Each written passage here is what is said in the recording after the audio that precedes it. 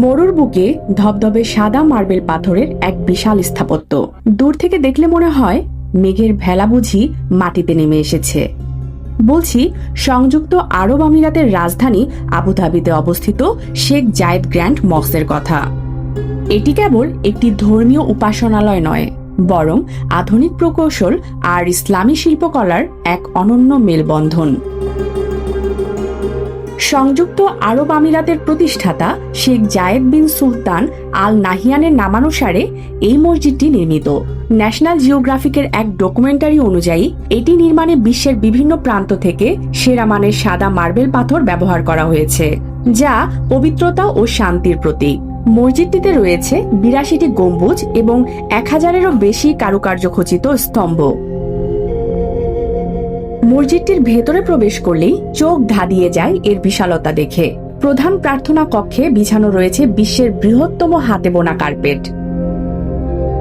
প্রায় ১২০০ কারিগরের ২ বছরের পরিশ্রমে তৈরি এই কার্পেটটি ইসলামী শিল্পকলার এক অনন্য নিদর্শন।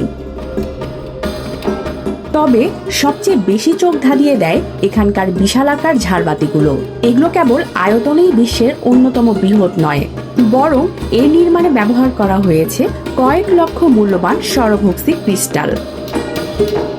সবচেয়ে চমকপ্রদ তথ্য হলো এই ঝাড়বাতিগুলোর কাঠামোতে ব্যবহার করা হয়েছে ২৪ ক্যারেট খাঁটি সোনার প্রলেপ, যা মসজিদের ভেতরটাকে এক রাজকীয় ও স্বর্গীয় আবেশে মুড়িয়ে রেখেছে।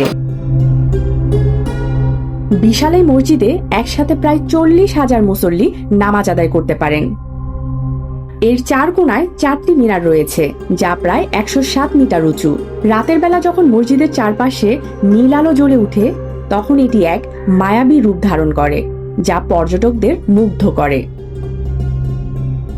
শেখ জায়েদ গ্র্যান্ড মস্ক কেবল মুসলমানদের জন্য নয়, বরং এটি সহনশীলতা ও বিশ্ব ভ্রাতৃত্বের প্রতীক হিসেবে পরিচিত।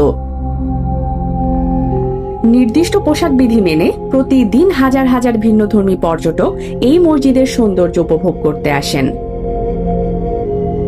স্মিতা ইফতেখার, ডেস্ক রিপোর্ট, আলোকিত স্বদেশ।